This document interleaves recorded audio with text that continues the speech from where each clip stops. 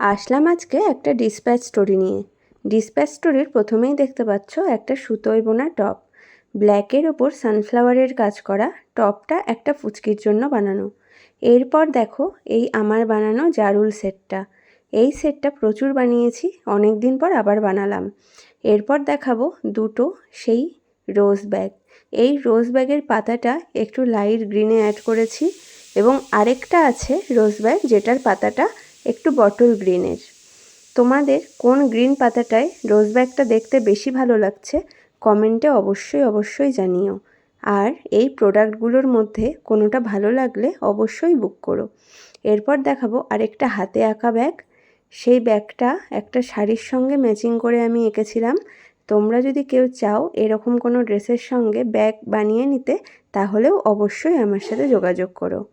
ঠিক আছে, চলো টাটা, দেখা হবে অন্য দিন অন্য ভিডিওতে।